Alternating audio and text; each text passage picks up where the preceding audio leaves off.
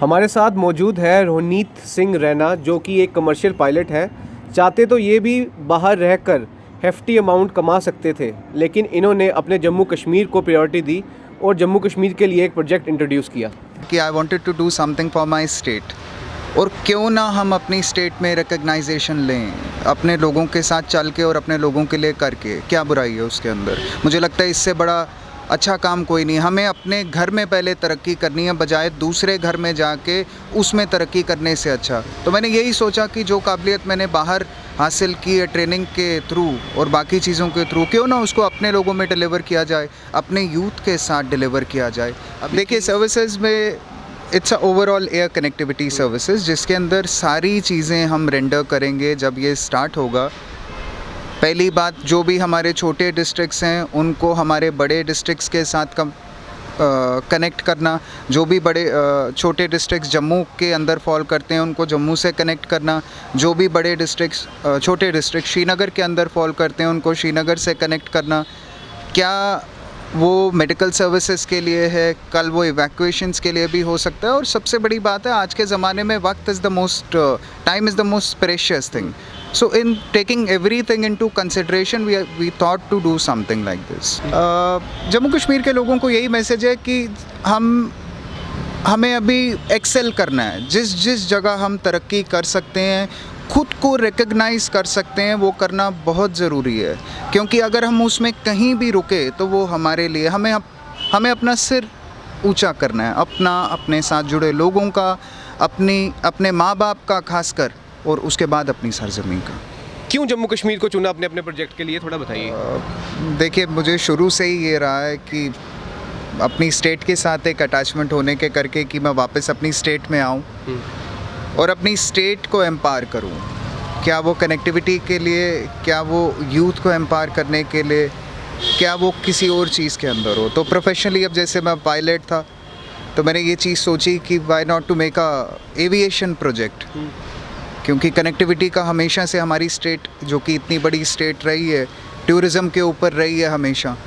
Connectivity is very important. हमारे जो भी छोटे डिस्ट्रिक्ट्स हैं उनको बड़े डिस्ट्रिक्ट से कंपेयर जोड़ने के लिए, क्या वो एयर चार्टर सर्विसेज से, क्या वो मेडिकल इमरजेंसी सर्विसेज के लिए, क्या बाकी रिस्पेक्टिव सर्विसेज के लिए। तो मैंने सोचा कि क्यों ना ऐसा एक प्रोजेक्ट बनाया जाए और डिलीवर किया जाए, जो कि खासकर यहाँ के लोकल द्वारा बनाया गया, यहाँ के लोगों के लिए हो। आप लाखों कमा सकते थे बाहर रहकर, बाहर ही सेटल हो सकते थे, फिर भी आपने जम्मू कश्मीर को चुना। इसके पीछे क्या मतलब कुछ? देखिए, इसके पीछे to be very honest, this is the same answer कि I wanted to do something for my state.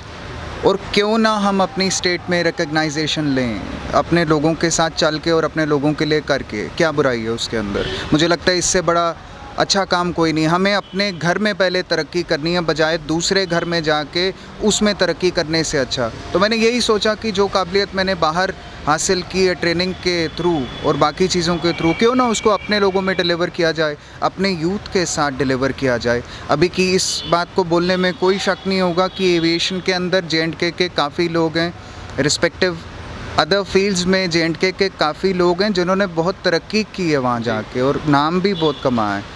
लेकिन कहीं ना कहीं ये है कि we should come back and do something for the state. So उसी इनिशिएटिव के क्या क्या सर्विसेज प्रोवाइड की जाएंगी आपके द्वारा? देखिए, सर्विसेज में it's a overall air connectivity services, जिसके अंदर सारी चीज़ें हम रेंडर करेंगे जब ये स्टार्ट होगा। पहली बात, जो भी हमारे छोटे डिस्ट्रिक्ट्स हैं उनको हमारे बड़े डिस्ट्रिक्ट्स के साथ कनेक्ट करना। जो भी बड़े छोटे डिस्ट्रिक्ट्स जम्मू के अंदर फॉल करते हैं उनको जम्मू से कनेक्ट करना।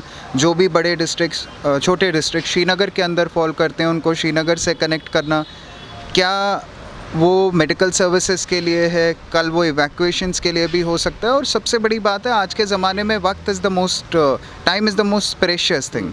So in taking everything into consideration, we thought to do something like this. तो बहुत बड़ी इन्वेस्टमेंट है आपकी ये, तो आपको लगता है गवर्नमेंट की सपोर्ट के बिना ये मुमकिन है? देखिए, अभी तक जो हम कर सके हैं खुद वो हमने किया है। टू बी ऑनेस्ट, मैं आपको बताता हूँ, जो मेरी क्लियरेंसेज एंड एवरीथिंग, जब मैं centre ministry of civil aviation के पास वो सीख करने गया, तो आप ये जान के हैरान होंगे कि the system set under honourable prime minister Modi साहब मुझे आगे से उन्होंने आके सपोर्ट की कि आप इस इनिशिएटिव को आगे लेके जाएं। जो काम 4 महीने का होता था वो एक्सपर्टाइट वे में हुआ है, और खाली मेरे साथ नहीं, this is happening with most of the operators those who wanted to come और तरक्की की तरफ।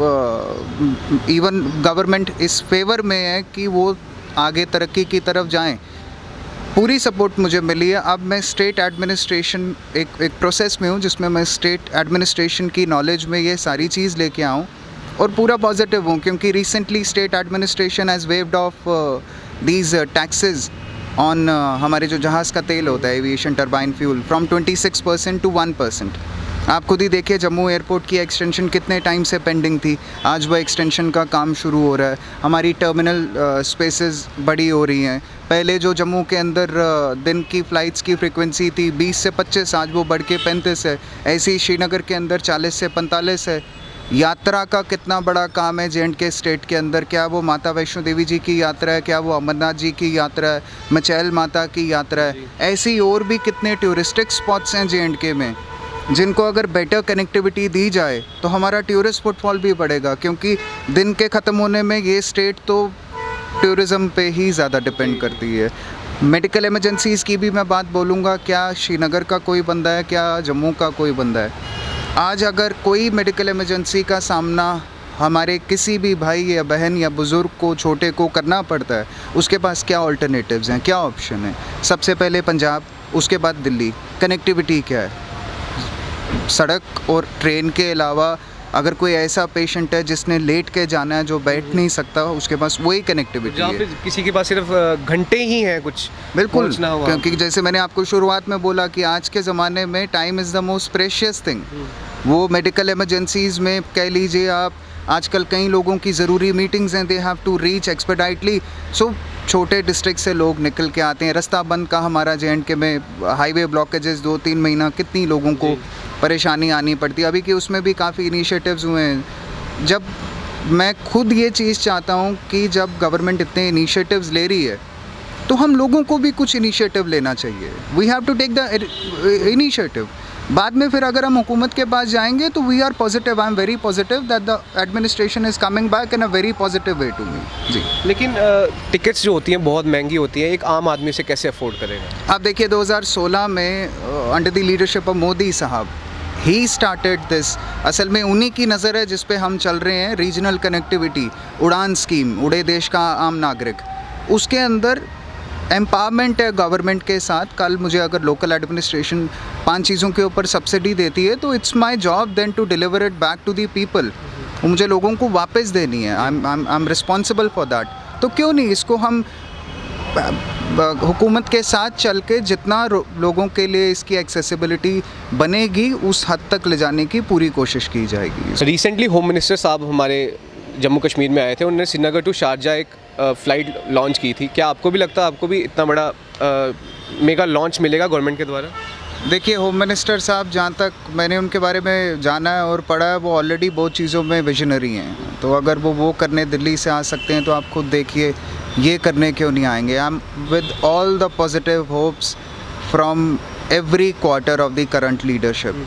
बाकी खुदा करे सब पॉजिटिव वे में जाए। कोई मैसेज देना चाहेंगे आप जम्मू कश्मीर की जनता जो आपको देख रही है इस वक्त? जम्मू कश्मीर के लोगों को यही मैसेज है कि हमें अभी एक्सेल करना है। जिस जगह हम तरक्की कर सकते हैं, खुद को रिकग्नाइज़ कर सकते हैं, वो करना बहुत ज़रूरी है। क्योंकि अगर हम उसमें कहीं भी रुके तो वो हमारे लिए हमें अपना सिर ऊंचा करना है, अपने साथ जुड़े लोगों का, अपने माँ बाप का खासकर, और उसके बाद अपनी सरजमीन का।